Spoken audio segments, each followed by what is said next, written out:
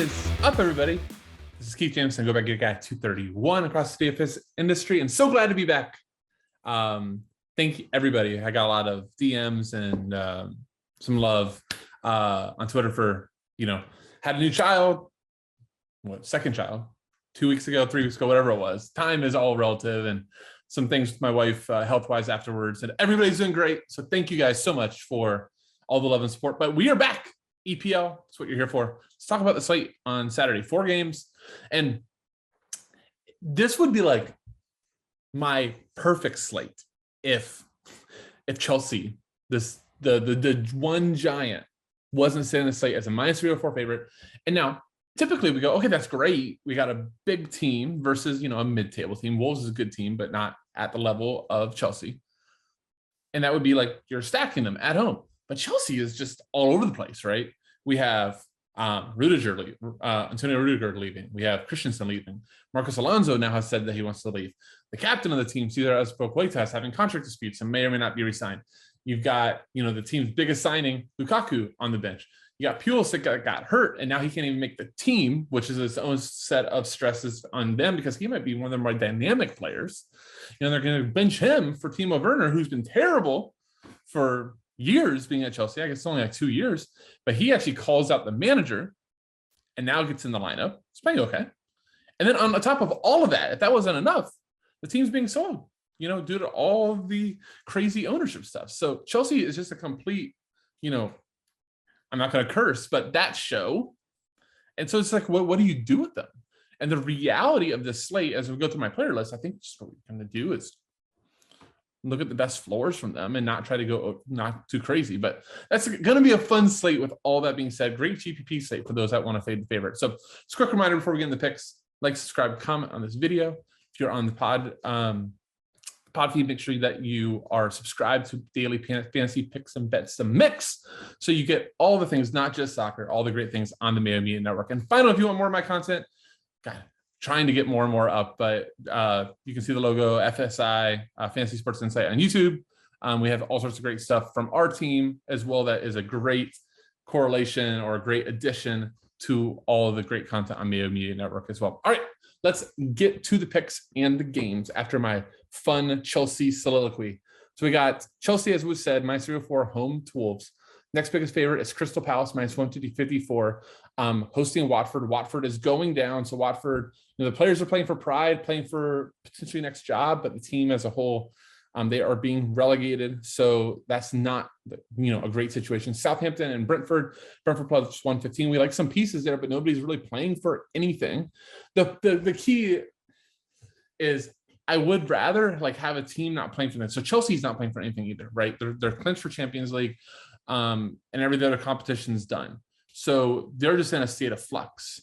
But a team like Southampton and Brentford, they have been playing for nothing in a lot of ways for weeks on end. So nothing has changed. There's no change of business there.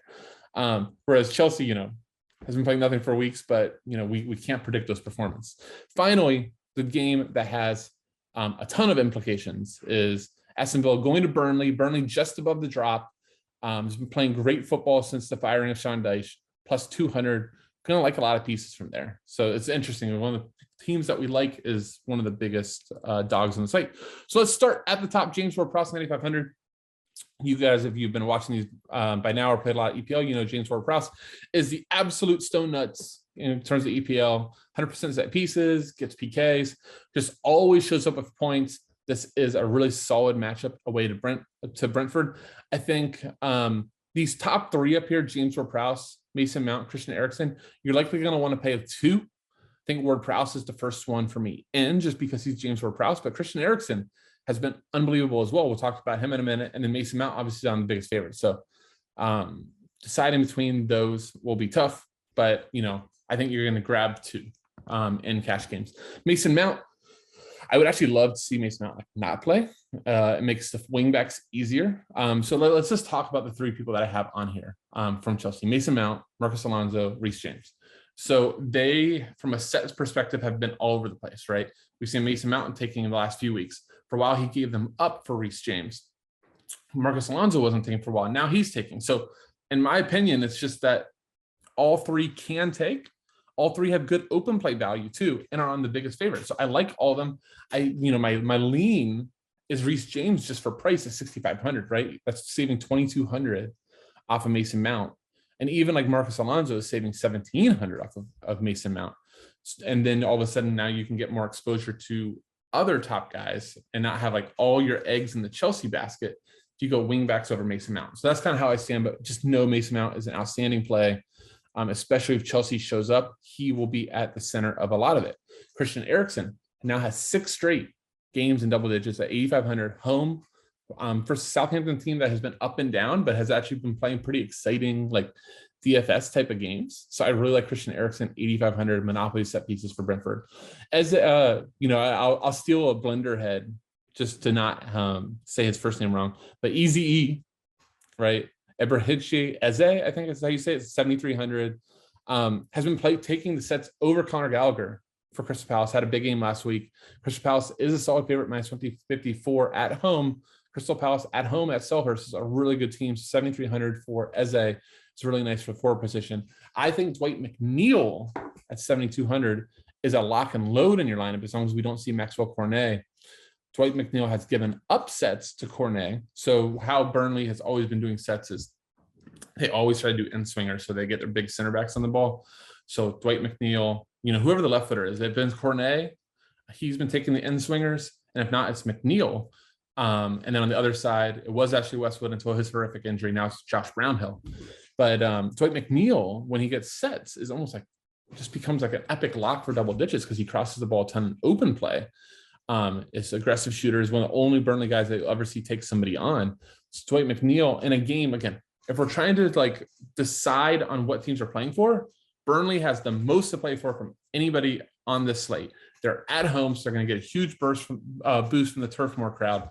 So, like, to me, despite them being the biggest home dog, going in with no share of their sets or no share of their attack is I don't want to do that. So Dwight McNeil to me, lock and load, with the exception if you see Maxwell Cornet.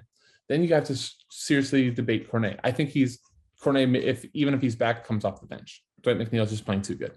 Marcus Alonso, Reece James, we talked about. Lucas Dean is the other lock. So I think the 2 locks in the slate is McNeil, Lucas Dean. Lucas Dean, 11.9 and 18.44 points the last 2. He's also taking close to monopoly set pieces for Villa. We were wondering, would Coutinho take, would Luiz take, would McGinn take? No, like Lucas Dean's on the pitch and he's taking set pieces. Also, much like McNeil, gives you outstanding open play value. On top of all of that, despite how much I like Burnley gives them crosses like one of the top rates in the EPL. And that's like by design. They trust their center backs to clear those crosses out. So they invite the crosses in. Makes Lucas Dean at 6,300 a great, great play. Ibrahim Louza, despite being on Watford, is 4,100. I think he's one of the best values on the slate. Like, this price does not align with his production. I'm going to take out the Manchester City game because Manchester City versus Watford is an epic mismatch. But here's his last 5: 11.6, 7.6, 5.8, 9.4, 8.5. That's with no goals or assists. That's just 4 points. 4,100, that's just way too cheap. So Luz is my favorite value on the slate. And finally, was struggling to finish up, get like one more guy I wanted to talk about. Conor Gallagher is up there, but I think midfield's kind of loaded. I'm going to talk goalkeeper and Jose Sa. Cheapest goalkeeper on the slate. He is stone minimum for goalkeepers. But if you go, I'm not a big fan of Chelsea. I've kind of at the beginning outlined the reasons why. And you go, look, if all else being equal, right? If goalie does not get a clean sheet, right? You potentially have, let's say you pay all the way up for Edward Mendy, right? And Wolves put nothing on goal. Or I'm sorry, put one shot on goal, it happens to go in. Chelsea wins 2-1. Well, Mendy, if he got no other saves, that's only 3 DK and you paid all the way up. Jose Sa, despite having no clean sheets in the last 5, has gotten 6.5, 7.4, 3.8, 11.9. Then unfortunately, the one I don't want to say, minus 1.5, right? That's always the risk at paying down. But that salary disparity to get some of these other floor plays, over 2,000, that can make a huge difference. So I think paying down on the slate is going to unfortunately be where you go unless we see a big time value hit. I think Jose Sa, just is the guy I'm going to start building with and seeing how the rest of my lineup comes together. Hope that this helps everybody. thank you so much. I hope for my first video back in weeks, it feels odd, but awesome. I miss doing these. Hope it made sense and gives you the help that you need. Thank you all so much for watching. Once again, this is Keith Jamison, aka Gator Guy 231. See you.